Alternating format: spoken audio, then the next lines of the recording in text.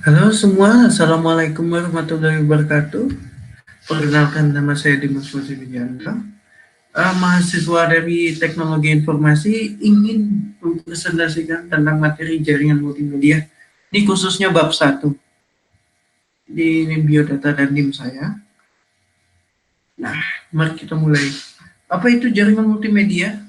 Ada 3 definisi dari tahun 1996 sampai 2002. Pada awal itu ditunjukkan oleh seseorang bernama Roche di tahun 1996, yaitu memiliki definisi jaringan multimedia, yaitu kombinasi dari komputer dan video. Lalu di tahun yang sama, tetapi orang yang berbeda, yaitu McCormick, menambahkan satu elemen, yaitu teks. Nah, lalu pada tahun 2002 telah didefinisikan oleh Turban dan kawan-kawan, yaitu jaringan multimedia merupakan kombinasi dari paling sedikit 2 media input atau output.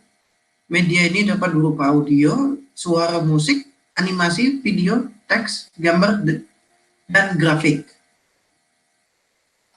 Nah, multimedia apa saja yang digunakan, yaitu teks, gambar, grafik, video, animasi, suara, dan lain-lain. Nah, ini klasifikasi jenis-jenis media. Ini ada 2 macam jenis media. Satu media yang diambil dan disintesis atau diolah. Satu lagi media yang langsung diskrit dan media yang kontinu. Ini versus ini merupakan perbandingannya lah. Jadi ada 2, yaitu media yang diambil atau yang disintesis dan media yang diskrit atau di media yang kontinu. Nah, media yang diambil atau disintesis itu ada 2 cara, yaitu media yang diambil secara langsung seperti live streaming laporan berita atau pertandingan bola atau segala macam. Itu diambil di dunia nyata dengan waktu yang nyata juga, maksudnya waktu yang sama, bukan kemarin. Jadi yang diambil itu ada gambar, foto, video, ya, dan gambar dan audio. Untuk yang disintesis itu informasi yang diolah oleh komputer, yaitu teks, grafik, dan animasi. Ini biasanya media yang diolah oleh komputer sendiri. Itu biasanya kalau Anda membuat sebuah animasi atau sebuah teks itu diolah dulu di komputer gitu. Ini tidak diambil secara langsung. Ini memang diambil secara langsung, tapi harus diolah terlebih dahulu dengan komputer. Nah, untuk media diskrit dan media kontinu, media diskrit itu media yang melibatkan dimensi dan ruang lah. Misalnya seperti gambar gitu. Gambar ada panjang sama lebarnya gitu. Jadi melibatkan sebuah spasi lah atau sebuah volume-volumenya dalam sebuah media gitu. Untuk media berkelanjutan atau kontinu ini berbasis waktu, juga melibatkan ruang dan melibatkan waktu, ketepatan waktu. Misalnya seperti yang saya bilang tadi, yaitu live streaming laporan berita itu merupakan video yang merupakan media berkelanjutan yang ada hubungannya dengan waktu, durasi waktu videonya itu berapa lama, ruang videonya tuh untuk semua media-media yang ada, yaitu teks, gambar, sama suara. Karena video tuh ini kegabung menjadi satu lah gitu. Jadi ada hubungannya dengan dimensi ruang sama ruang untuk isi video, isi media itulah. Nah, ini merupakan grafik untuk untuk pemetaannya. Seperti yang bisa dilihat, audio sama video ini merupakan media yang kontinu, tetapi diambil secara langsung. Seperti yang saya bilang lagi, itu live streaming laporan berita atau sepak bola dan lain-lain. Nah, yang ini image atau foto diambil secara langsung tetapi diskret. Misalnya tidak menghubungkan secara waktu gitu, cuman yang difokuskan hanya dimensi ruangan saja. Jadi kayak gambar itu kan ada kayak seperti yang saya bilang luas sama lebarnya. Jadi di media gap foto ini merupakan media diskret. Nah, untuk animasi ini merupakan media secara kontinu dan disintesa oleh komputer.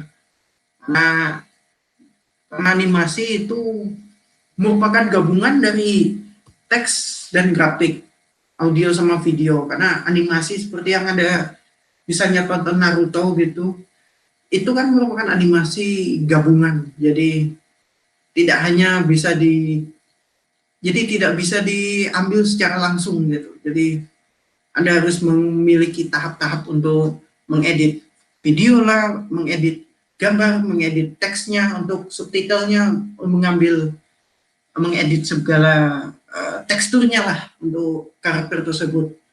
Itu yang disebut sebagai animasi dalam media yang disintesa dan media yang berkelanjutan atau kontinu. Nah, di bawahnya lagi yaitu teks dan grafik itu merupakan media yang diskret dan disintesa oleh komputer. Ini sama seperti animasi karena teks dan grafik itu tidak bisa diambil secara langsung. Itu harus diproses oleh komputer. Jadi misalnya Anda menulis sesuatu di komputer gitu yang merupakan teks dan grafik, itu tidak bisa di-capture secara langsung. Karena teks itu merupakan karena teks dan grafik itu seharusnya disintesa oleh komputer supaya ada semacam perubahan edit yang bisa diekspektasi oleh seseorang. Ya. Karakteristik fundamental dari informasi multimedia.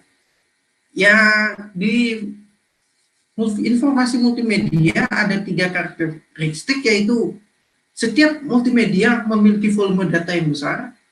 Biasanya delay-nya tuh sensitif, tetapi toleransinya besar. Karena multimedia itu memakai tidak hanya satu media, tetapi banyak media yang memiliki volume data yang diinginkan tuh sangat besar. Delay sensitifnya misalnya Anda live streaming di YouTube gitu, kadang memiliki delay, itu tergantung dengan toleransinya lah. Gitu. Toleran yang dimaksud ini merupakan internetnya, jaringannya. Nah, ini namanya jaringan multimedia, jadi ada hubungannya dengan multimedia dengan jaringannya. Berarti memang informasi multimedia ini memiliki sebuah hubungan antara multimedia dengan jaringan yang bisa dijadikan sebagai pelajaran pada hari ini. Nah, properti internet saat ini itu cocok untuk ledakan data yang tidak terduga, tidak perlu membuat koneksi eksplisit.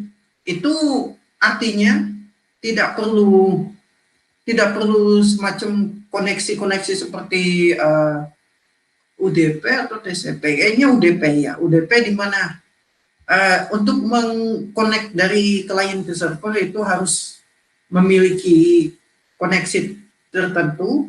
Kalau internet sekarang ini kita cukup mengkoneksi itu saja dan itu sudah menjadikan jaringan multimedia yang pasti. Cocok untuk ledakan data itu merupakan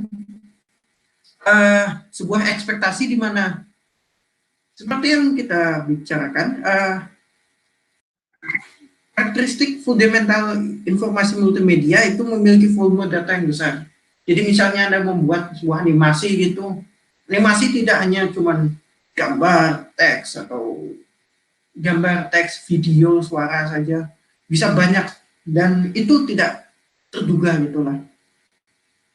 Batasan bandwidth dibagi penundaan antrian. Jadi kisahnya nih bandwidthnya nih tidak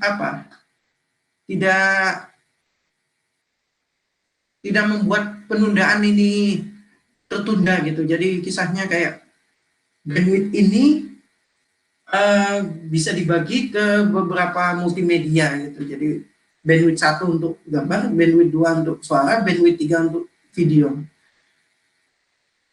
Heterogenitas multimedia pengguna, multi persyaratan, dan multi kondisi. Seperti yang kita bicarakan ya, ini tentang jaringan multimedia. Jadi internet saat ini bisa multifungsi lah, bisa untuk media yang gambar, media animasi, media segala macam lah, dan itu sangat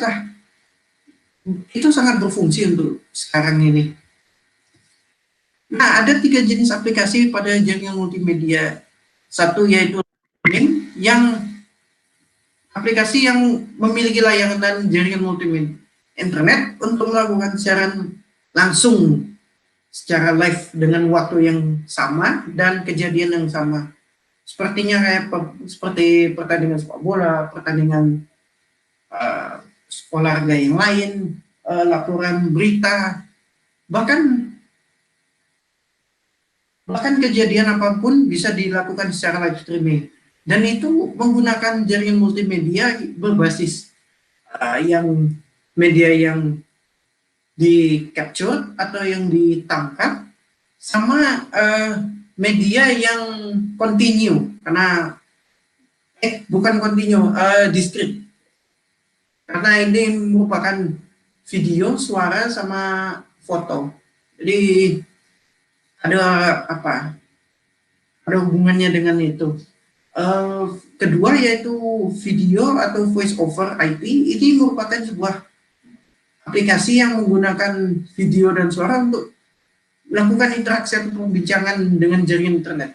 Misalnya kayak video call di WhatsApp atau apa. Tapi untuk contoh ini salah satunya itu Skype. Ini menggunakan media yang secara diskret dan di capture secara live, karena voice over atau video IP ini menggunakan konsep live streaming, tetapi untuk perbincangan ke orang-orang lain lah. Dan yang terakhir itu layanan streaming dan uploader. Ini aplikasi ini berfungsi untuk melakukan layanan streaming dan mengupload video-video ke server website untuk para klien menonton video tersebut. Ini contohnya seperti YouTube lah. Nah, YouTube ini memiliki aplikasi untuk live streaming sama seperti Skype, tetapi tidak memiliki kemampuan untuk melakukan voice over atau video IP, karena YouTube hanya bisa melakukan live streaming kepada si YouTubernya lah, jadi tidak bisa berinteraksi secara langsung ke klien, cuman melakukan live streaming ke videonya. Dan YouTube ini bisa melakukan bisa mengupload video-video yang YouTuber ingin upload gitu. Misalnya mau mengupload video ini ke YouTube, saya bisa melakukan itu dengan menaruh video tersebut ke YouTube, dan YouTube itu akan melakukan proses sintesa video tersebut supaya bisa diupload ke YouTube. Nah, sekian dari presentasi dari saya. Saya akhiri. Wassalamualaikum warahmatullahi wabarakatuh.